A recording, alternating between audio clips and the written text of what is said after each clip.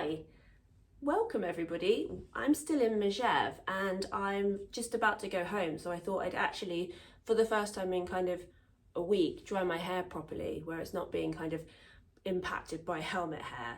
And I thought, given that quite a lot of people have asked me how I do my hair, this would be a great opportunity. So if you're interested in this, keep watching.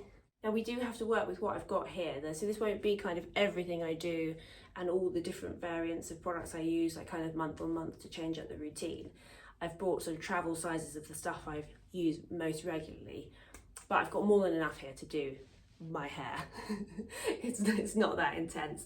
And I if anybody's hoping that they're going to get kind of like a real sort of typical Dyson tutorial here with very specific kind of sectioning, that's not how I do my hair, so this probably isn't for you. But if you want if you want hair that looks like it's got quite a bit of volume and it's a bit like sleepy, shaggy, then this might work for you.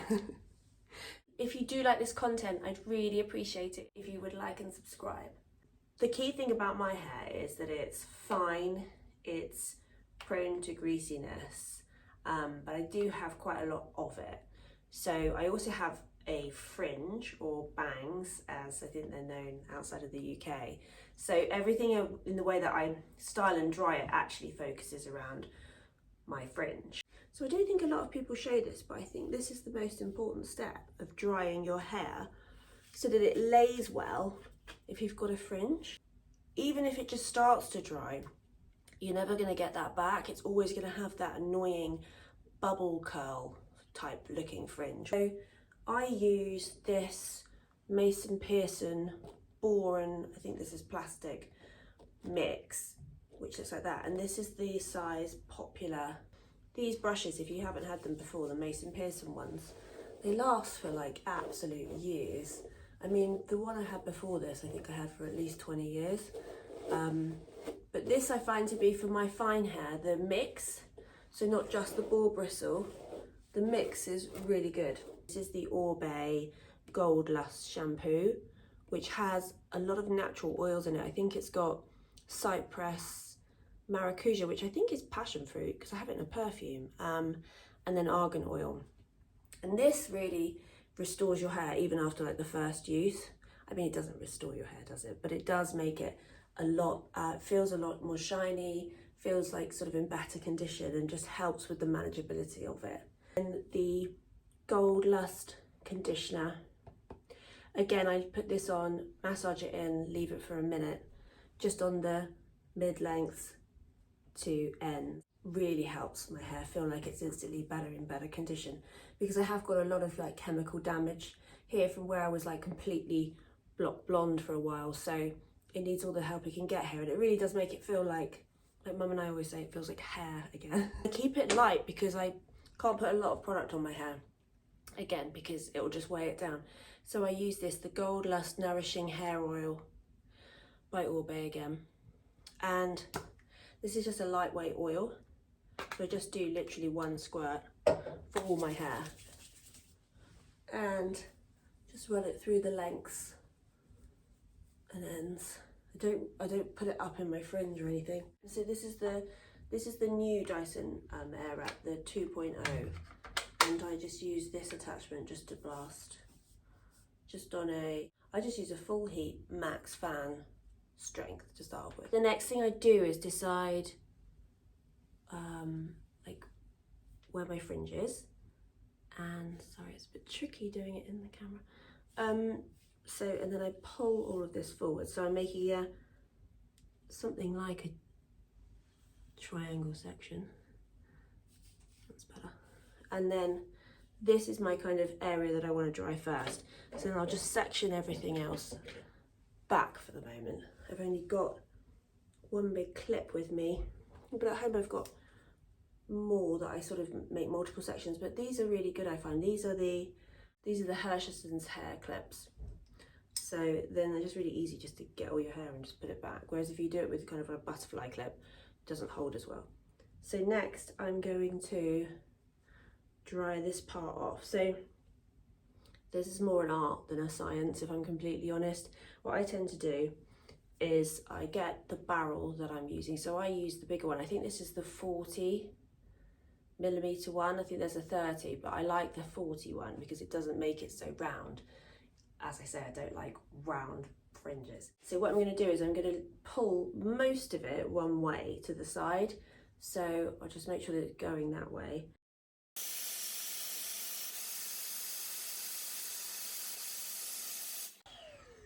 Okay, and then I'll just leave that like that. And then on the other side, I'm going to pull that the other way. So again, it isn't dead center, it's just sort of most of it one way, some of it the other way, just to make it look more natural.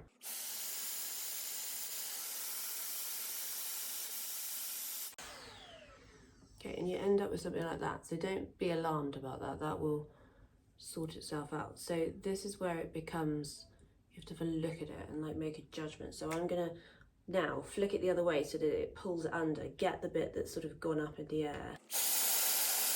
And then just under barrel that one so that it's then looks something like this. So now this is all about positioning and laying. So my hair doesn't really hold curls, so like this won't stay like this. So what I would do now is I'd get a little flat clip and clip my hair together so that it makes this shape like a pinched V. So let's find a clip. So this is how I would do the clip. So it's just one of these little flat clips, and I'm just going to position it right on my forehead so that it pulls all the hair forward, and then put this behind my ears, because then when we're done, that will just create a nice shape that will then stay. Start with the underneath of that. If I was like totally strapped for time, to be quite honest, I would just do the top.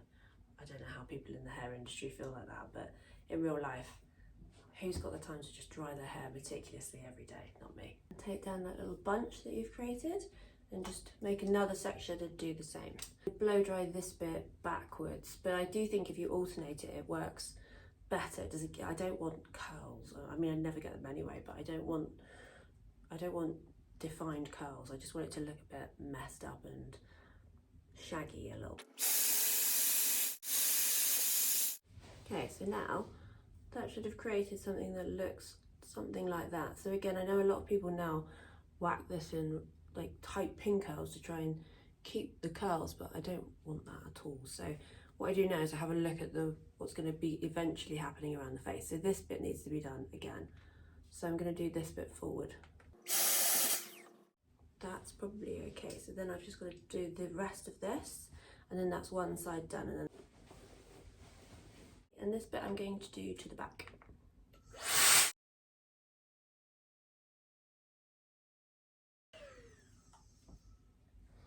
Okay, I'm just going to leave that, so I'm not going to touch it any more than I have done.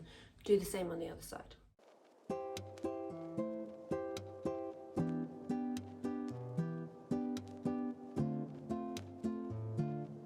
I'm going to spray it with a little bit of hairspray before I brush it out. So I've got the, get ready for the surprise, another Oribe product, which is called the Impermeable Anti-humidity spray. So this is really good for fighting any kind of frizz or humidity, which I know I'm in the Alps, so it's not really the case, but it gives you it's a very fine hairspray. It's a little bit like, texture-wise, it's a bit like the white Elnet. I don't know if they still sell that, but the finer of the hairsprays, which is better for fine hair. And the finish is, I would say, it's not matte. I think it's more smooth of a finish. So I just put that on, let that settle down, and then with my favorite comb, which is this one by Teezer, which I use because I quite like a bit of a back comb in the crown, and I think this is the best one for fine hair, because if you get one with kind of a bristle in it, it doesn't really work for fine hair. This one with the plastic does, and it has a double layer of thin, sort of shorter bristles and then the longer bristles, and it has the really handy like sort of tail combs that I was using for sectioning earlier with which if you've got a fringe is kind of obligatory. So again, this is a very rough science. I just get a section that's kind of, I guess, about probably 1 inch thick and about just above, but basically where my eyebrows would end in terms of diameter. And then I just backcomb very gently like that. And then I just lay it down with the comb. So I don't want a beehive, I'm not going for that look. I just want, I want it to sort of stay roughly like that, but it will kind of calm down. Then I just kind of go around it a little bit so I get a bit more lower down. And then I just do the same, just so that it's not like one layer of back comb. But this is just to help round out my head really. Okay. So next we can take the clip out and we're left with fringe very much wanting to be forward. So in terms of my colour, I don't know if anyone's interested, but what I've done is, because I've grown out pretty much like full head of highlights bleach, very kind of platinum blonde to about here, and then my clever hairdresser has blended it in now. So what she's done is she's taken about a section of about sort of, I don't know, what's that, 2 inches across, and then either side she's put some very fine highlights in, so you still get the kind of root drag look because your natural hair colour is going over those highlights, but it does break up the block brown with some sort of flecks of lighter, but it doesn't look like it's a traditional highlighted lined section, which isn't really in, is it, at the moment? It's more looking like you've kind of got your colours graduating into other. Just to finish is I would use some oil. So I actually, my favourite oil for this stage is the Augustina Spada hair oil. I just think that's lovely. I've had that for many years, and I haven't got it, so I'm going to use the Oribe one, which is fine, but just a teeny tiny weeny little bit. My frizz, I haven't really got any frizz, so that's quite good. But then I just kind of go over the top of this. And the final thing I do just to get it to lay in place is take the same hairspray again and just pinch and just like that, and then just leave it. And that's how I do my hair. So I hope you enjoyed it, and thanks for watching. The other thing I was going to ask you if you want to see is how I trim my fringe in between visits to my hairdresser, because obviously if you have a fringe pretty much a week and a half after you have it cut, you need something done to it if you want it to stay kind of in a long, just over the eyes position. So I can show you that if you're interested.